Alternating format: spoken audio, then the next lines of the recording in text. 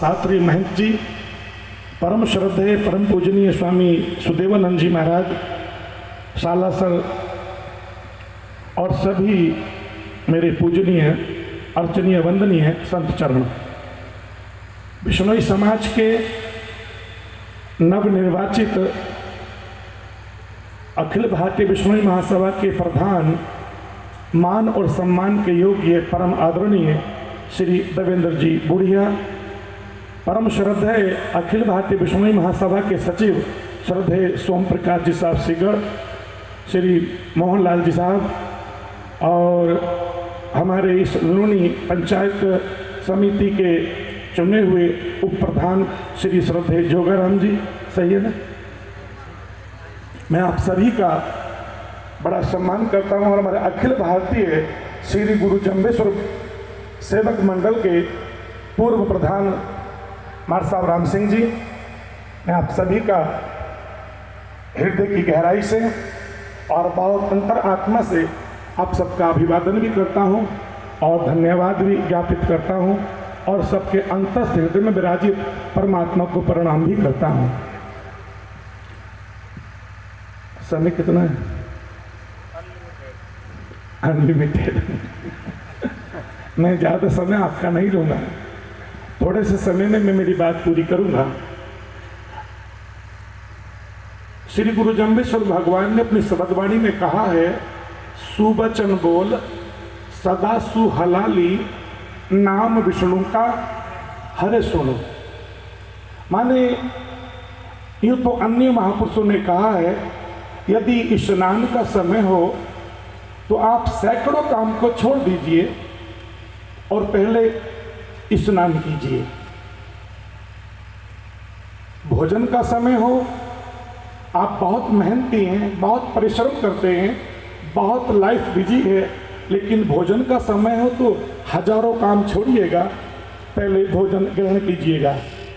और यदि कोई गौशाला के लिए, मंदिर निर्माण के लिए, धर्मशाला के लिए हमारी संस्कृति, उसका संस्कार, उसका संरक्षण, उसका पोषण, उसका संवर्धन हो, उसके लिए कोई दान मांगने आता है तो लाखों काम छोड़कर भी अच्छे काम के लिए दान दीजिए। और यदि ये पता चल जाए कि अमुक स्थान पर आज जागरण है, आज सत्संग की व्यवस्था है, तो करोड़ों काम छोड़कर पहले उसको सुनिएगा, ऐसी मानवता कहती है, ऐसे हमारे संत महापुरुष कहते हैं। तो मेरा जो आपसे विनम्रता के साथ निवेदन है वो ये था, सुवचन बोल सदा सुहलाली, हमेशा मीठे वचन बोलो। कागा किसका धन हरे और कोयल किसको देत, इस जिह्वा के कारण जग अपना कर ले। और मैं कह सकता हूँ, आज अखिल भारतीय बिश्नोई महासभा के प्रधान भाई देवेंद्र जी इसलिए बने, आज पूरे समाज ने आपकी वाणी सुनी, आपके विचार सुने और हमेशा सुनते रहते हैं। आप जितना सम्मान, आपको छोटा बच्चा मिलता है तो भी सम्मान करते हो, युवा साथी मिलता है आप सम्मान करते हो, बड़े बुजुर्ग मिलते हैं आप सबका सम्मान करते हो। इसलिए समाज ने आपका सम्मान करते हुए आपको इतना बड़ा पद, इतनी बड़ी गरिमा आपके लिए सौंपी है। मुझे पूरी उम्मीद है, मैं पूरी आशा करता हूँ आप समाज की इस परीक्षा में अति श्रेष्ठ उत्तीर्ण होंगे, ऐसा मेरा आपके प्रति भाव है। सज्जनों, मैं निवेदन कर दूँ पुनः सुवचन बोल सदा सुहलाली का भाव प्रकट करते हुए, शब्द सवारे बोलिए शब्द हाथ न पाँव, एक शब्द है औषधि, एक शब्द है घाव।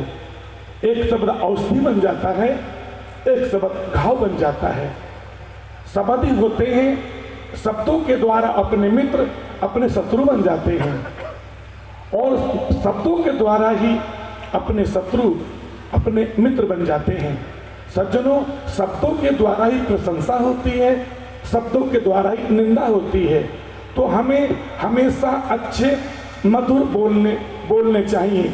हमारी वाणी में शालीनता भी हो, हमारी वाणी में सजगता भी हो, हमारी वाणी में शांति भी हो, संतोष भी हो और श्रद्धा भी हो और समाधान भी हो। वो वाणी हमेशा सुखकारी होती है। और जब एक बार मीठी वाणी बोलता है सदा सुहलाली दीर्घ काल के लिए, वो इंसान सुखी हो जाता है जो मीठी वाणी बोलता है सबके प्रति। दूसरी बात गुरुदेव ने कही, सुवचन बोल सदा सुहलाली, नाम विष्णु का हरे सुनो। जब भी आपको समय मिले, जब भी आपको अवसर मिले, कभी सत्संग के लिए समय अवश्य निकाला करो। लेकिन इसके विपरीत एक बात और गुरुदेव ने कही, बेरा ही दे क्रिया बनते कुमति दोरे जाए से। अच्छा, आर के साथ बैठे हैं, मैं तो अभी ध्यान दिया, धन्यवाद।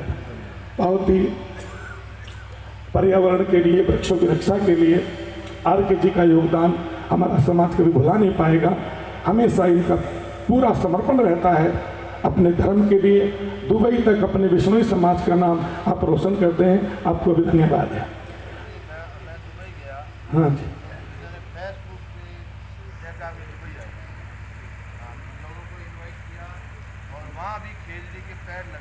वाह। धर्मेंद्र जी कह रहे हैं हम लोग दुबई गए और इनको पता चल जाए कि दुबई में कोई विष्णुई बंधु आया है।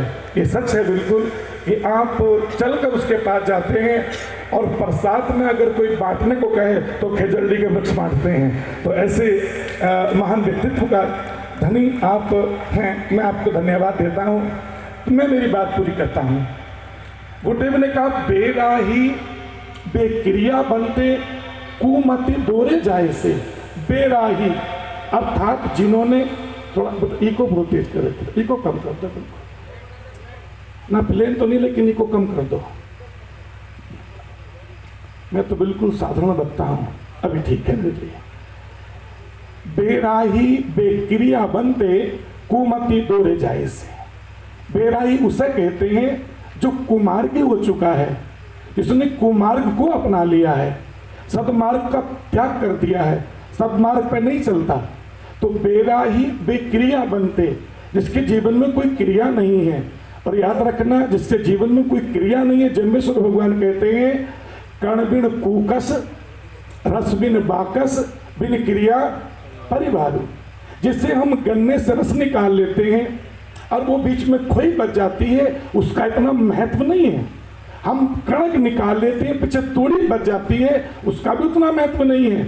जैसे गन्ने से रस निकाल लिया, वो खोई किसी काम की नहीं, हमने कणक निकाल ली, वो तोड़ी किसी काम की नहीं।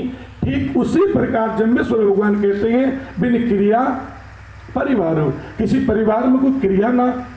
इसलिए जम्बेश्वर भगवान ने साफ साफ कहा जातिन तेरे होम ना जप ना तप ना क्रिया जान के भागी कपिला गाई। या फिर 13वें शब्द में कहते हैं कि जातिन तेरे होम ना जप ना तप ना गुरु न चीनो पंथ न पायो ऐल गई जमबारू। तो भगवान गुरु जम्बेश्वर देव ने ये बात कही। उसके लिए मूल में बताया कि जैसे बड़े भाव से कहा भलिया हो सो भले बुद्ध आवे बुरिया रे बुरी कमावे। अर्थात जिन जैसी संगत करी तिन पैसों फल लीन कदली सिप भुजंग एक बूंद गुण तीन। हम जैसी संगति करते हैं, स्वाति नक्षत्र में बादलों की गोद से एक बूंद चलती है, निकलती है, अगर वो महाराज केले की कोप में गिरती है तो वो कपूर बन जाती है। वही स्वाति नक्षत्र में बूंद यदि विषधर की मणि पर गिर जाए तो वो जहर विष बन जाती है, और वही उसी काल में गिरी हुई सीप में बूंद मोती बन जाती है। तो गुरुदेव कहते हैं भलिया हो सो भले बुद्ध आवे बुरियारे बुरी कमावे। हमारी संगति अच्छी होनी चाहिए, हमारी संगति अच्छी होगी, हमारे विचार अच्छे होंगे, हमारा चिंतन अच्छा होगा, हमारी भावना अच्छी होगी, हमारे भाव अच्छे होंगे और हमारे जीवन में भक्ति अच्छी होगी। इसलिए गुरुदेव जम्बेश्वर भगवान ने हमें कहा बेराही बेक्रिया बनते कुमति। अर्थात कुमति का मतलब है जिसने सुमति का परित्याग कर दिया है। और जहाँ सुमति तहाँ संपत्ति नाना, और तहाँ कुमति तहाँ विपत्ति निधाना। जहाँ सुमति है वहाँ सब कुछ है, और जहाँ कुमति है वहाँ कुछ भी नहीं है। इसलिए सज्जनों, हमें सुमति प्राप्त करने के लिए हमेशा शब्दवाणी को पढ़ना चाहिए, हमेशा। और वैसे भी हमारे महापुरुष कहते हैं वेदो नित्य मदीयताम प्रतिदिन अच्छे ग्रंथों का, सदग्रंथों का, वो गीता हो, भागवत हो। चूंकि गीता को मैं कहूं तो जम्बेश्वर भगवान ने गीता के लिए कहा है, गीता नाद कविता नाऊ रंग पटारस तारू। गीता कोई कविता नहीं है सज्जनों, गीता नाद कविता नाऊ। गीता भगवान श्री कृष्ण के मुख से निकला वो नाद है। वो इतना श्रेष्ठ काम क्या करता है, रंग फटारस तारू। जैसे पानी घातला हो और महाराज उस पानी में थोड़ी फिटकरी डाल दो तो वह पानी पीने के योग्य हो जाता है, साफ सुथरा हो जाता है। ऐसे ही मन में, विचारों में, बुद्धि में अगर कोई विकार आ गया हो तो गीता का पाठ करने मात्र से ही बुद्धि निर्मल हो जाती है, बुद्धि पवित्र हो जाती है। इसलिए हमें सदग्रंथों को पढ़ना चाहिए।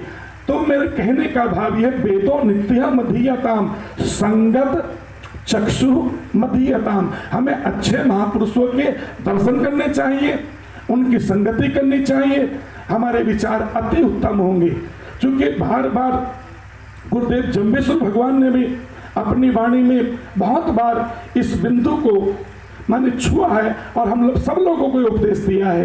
तो वेदो नित्य मधीयताम संगत चक्षु मधीयताम और महावाक्य से विचार्यताम। जो हम महावाक्य सुने, हम विचार सुने, हमें उन पर विचार करना चाहिए, हमें उन पर चिंतन करना चाहिए। आज हमने क्या सुना है, आज हम जागरण में गए थे, आज हम क्या सुनकर आए हैं। जबकि गुरुदेव जम्बेश्वर भगवान अपनी मधुर वाणी में यही कहते हैं, जुग जागो जुग जाग प्राणी काए जगंता, सो वो भल के वीर विगोवो होइसी दुश्मन काए लकोबो। जबकि हर महापुरुष यही कहता है, नानक भी यही कहते हैं, जागो रे जिन जागना अब जागन की बार, फिर क्या जाओ जागो नानका जब सोवो पैर पसार।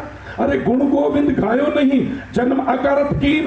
लेकिन जम्बेश्वर भगवान कहते हैं, विष्णु अजप्या जन्म अकारत आके टोडा की पे खोलियो। तो उदाहरण दिए, अगर भगवान विष्णु की भक्ति इस जीवन में नहीं की तो जीवन कैसा है, जैसे आग का फल देखने में कितना मधुर होता है, देखने में कितना अच्छा होता है, लेकिन परिपक्व होते ही नष्ट हो जाता है, उसका कोई उपयोग नहीं है। ठीक दूसरा खीप की फल कितना देखने में सुंदर लगता है, लेकिन परिपक्व होता है सज्जनों, वह नष्ट हो जाता है, उसका कोई उपयोग नहीं होता।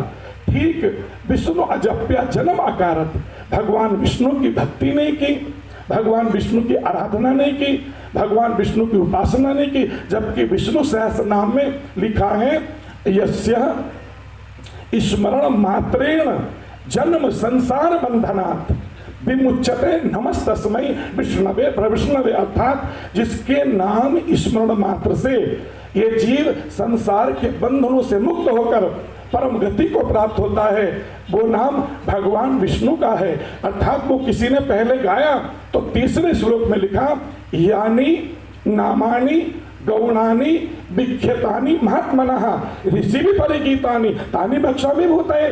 भगवान विष्णु के नाम को बड़े बड़े ऋषियों ने, बड़े बड़े मुनियों ने, बड़े बड़े ज्ञानियों ने, बड़े बड़े सदगृहस्थों ने उस नाम का स्मरण किया और परम गति को प्राप्त हुए। इसलिए हमको भी चाहिए, हम भी परमात्मा श्री हरि के नाम का स्मरण करें। दूसरी बात, केवल स्मरण की बात नहीं की गुरुदेव ने कहा, हृदय नाम विष्णु का जंपो हाथे करो टवाई। भगवान जाम्बू जी ये भी कह सकते थे, नहीं कोई माला नहीं, कोई संध्या नहीं, कोई बंद, केवल घर का काम करो। या केवल ये कह सकते थे, कोई घर का काम नहीं, केवल माला फेरो। दो बातें गुरुदेव ने बताई। अच्छा, ये दो बातें रामचरितमानस में भी हैं, करते कर्म करो विधि नाना और मन राखो जय श्री भगवान। अपने हाथों से अपना शुभ काम करो और अपने हृदय में भगवान विष्णु का स्मरण करो। ये बात गीता में पुष्टि की गई है। भगवान कहते हैं, अर्जुन तुम मन में मेरा स्मरण करो और हाथों से कर्मरूपी युद्ध भी करो। ये बात क्यों? हम संसारिक हैं, हम दोनों बातें चाहते हैं, संसार में सम्मान भी मिले और परमात्मा की कृपा भी प्राप्त होती रहे। परमात्मा की कृपा प्राप्त करनी हो तो ये विचार अपने हृदय में लाना, जैसे शरीर बिना भोजन के हष्टपुष्ट नहीं होता, शरीर को भोजन चाहिए लेकिन आत्मा को भजन चाहिए। अगर आत्मा को भजन नहीं मिलेगा तो ये कमजोर पड़ जाएगी। इसलिए आवश्यकता पड़ती इस बात की कि हम अपने हृदय में उसको भी उतारें। लेकिन सज्जनों में दो बात कहकर मेरी वाणी को विराम देता हूं। गीता में अर्जुन पूछते हैं भगवान कृष्ण से, प्रभु विधि क्या है और निषेध क्या है? भगवान कृष्ण कहते हैं, अर्जुन, जो कर्म शास्त्रोक्त है, जो कर्म वेदोक्त है, जो कर्म महापुरुषों से अनुमोदित है, जो कर्म युक्ति से युक्त है, वो विधि है। और जो शास्त्र विरुद्ध है, जो नियमों के विरुद्ध है, जो महापुरुष जिसका अनुमोदन नहीं करते, वेद जिसका अनुमोदन नहीं करते, वो माने वो निषेध है।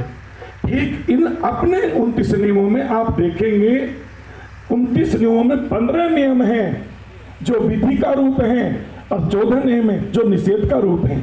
माने 14 चीजें ऐसी हैं जो छोड़ने को कही है और 15 चीजें ऐसी हैं जो स्वीकार करने को कही है।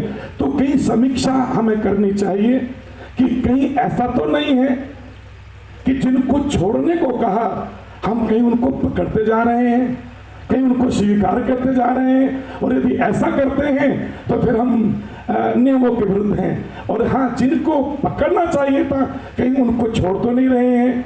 जागरण के माध्यम से हमें ये समीक्षा भी करनी चाहिए और ये चिंतन भी करना चाहिए।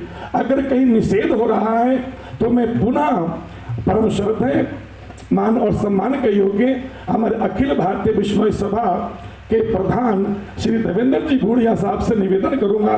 हालांकि इन्होंने प्रधान बनते ही कुछ ऐसे संकल्प लिए, ऐसे कुछ विचार व्यक्त किए कि पूरे, चाहे वो राजस्थान के विश्नोई हो, वो पंजाब के विश्नोई हो, वो हरियाणा के विश्नोई हो, वो उत्तराखंड या उत्तर प्रदेश या मध्य प्रदेश के विश्नोई हो, सभी लोगों ने इनकी बात का समर्थन किया और सब गदगद हो गए। अगर ऐसा संकल्प इन्होंने लिया है समाज के लिए तो हम कह सकते हैं जो पूर्व प्रधानों काम किए वो पूजनीय हमारे लिए, हमारे लिए सम्माननीय है। बहुत उन्होंने काम किए, लेकिन देवेंद्र जी जिन कामों का संकल्प लिए हैं, यदि वो काम करते हैं तो एक अद्वितीय उदाहरण अपने जोधपुर का बन जाएगा कि हमारे जोधपुर के प्रधान बने और उन्होंने बहुत बड़ा काम करके विश्व समाज के लिए दिखाया।